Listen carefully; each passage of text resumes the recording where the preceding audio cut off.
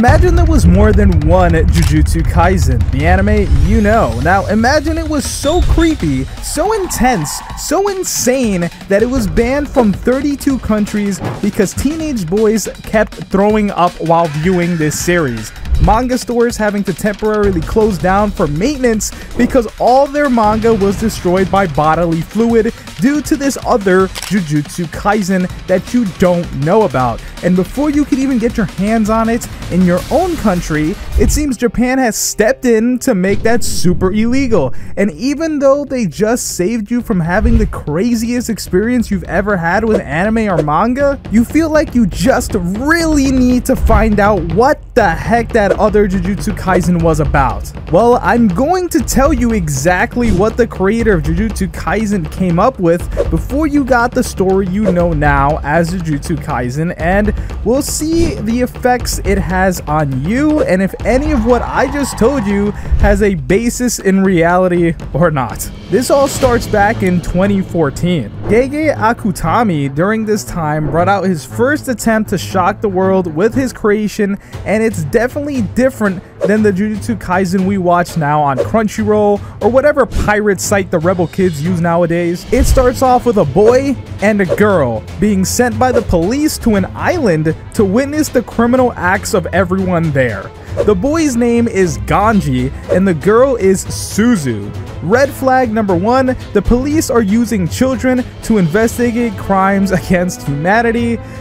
This won't be the last time. You'll get what I'm talking about. But the kids manage to get their way through the dome that is covering the island, and they meet the islander Reiko, who reveals they do what they do because they worship a god named Guji. Yuji, you see where this is going? Maybe this Guju guy is a problem because Ganji and Suzu know that gods in this series aren't like Jesus. In other words, they're kind of whack.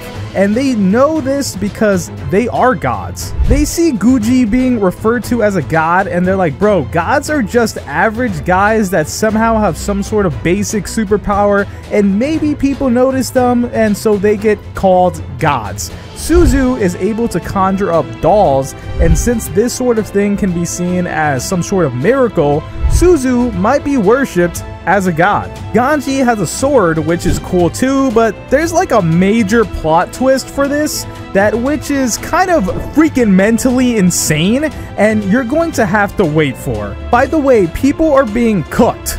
No, you heard me right. Guju's god weapon is a pot. Everyone is basically cooking in a pot, as in they're being cooked, not that they're cooking food. I'm trying to get that point very much across. You think cooks would use their hands, so Ganji slices off this guy's fingers so that he can't really do that. Plot twist this time, Ganji isn't a god. This guy isn't even a real person.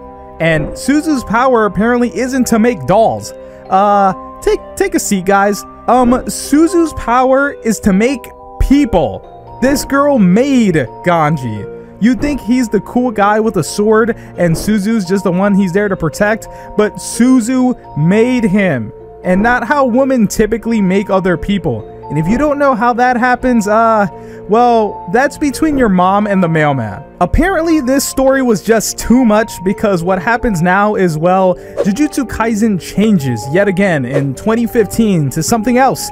And again, this still isn't the one we know, but we're getting closer. There's this 5-year-old girl named Nai who can see weird spirit monster things, basically like curses in the anime. She basically traps herself in her classroom with kids, so a cooler character who's basically Yuji and Unamaki fused together, yet he's got the name Tsukumo, even though in Jujutsu Kaisen, Tsukumo is a girl, so yeah. But he's called 9, so let's call him 9. The 5-year-old girl Nai's entire family basically got massacred, which is nice, and the teacher is feeling so bad, but 9 is too busy to care. And by busy, I mean like playing kickball with kids. Nai points out again that her family, at least her grandpa, was killed by someone or some monster. But this guy 9 is like, cool story bro, and then explains the details of these monsters called Eri,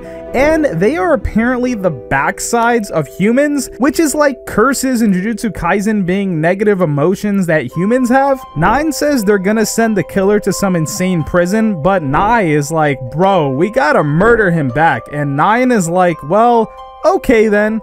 That kindergarten teacher from earlier in a plot twist is actually a curse-wielding murderer and exposed info about 9 to like some bad people, and then she literally tries to fight this 5-year-old girl, Nai.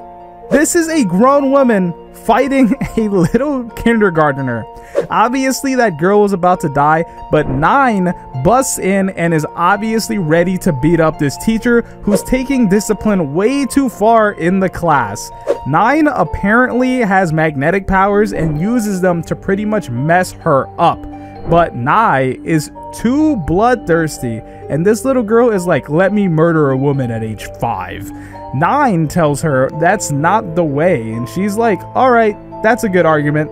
Obviously, using 5-year-old girls as your lead is kinda weird in a series about murder, even though Spy X Family's anime is doing alright, but this character gets thrown away for an older girl, and her name is, well, Megumi. And Megumi is basically John Wick, because this girl gets home and her dog has been killed in a way that is just too extreme for a dog to go out. Then some guy who doesn't look mysterious at all demands they sell their house, but her mom is like, no way, Jose, and the police say there's no evidence for a crime to have been committed, and they're like, go ahead and cry for your dead dog, you loser. Then 9 is in the area roasting some Yakuza member before knocking him out, and he realizes this girl is like that 5-year-old girl but older because she can see Eri. So he's like, you gotta be the new main character with me, but she won't stop talking about her dead dog. So 9 is like, fine, let's go kill that guy who murdered your doggy. But really, he just goes to her house to wear her bra as glasses and runs around. But that weird guy from earlier is back and decided that it wasn't enough that he John Wicked her dog, he wants to kill Megumi also. So he and 9 start arguing, and then a super cool fight scene happens, and it's like pow pow pow, and obviously 9 wins, and then tells Megumi's mom she should have just sold the house. So basically it's all her fault that the dog died,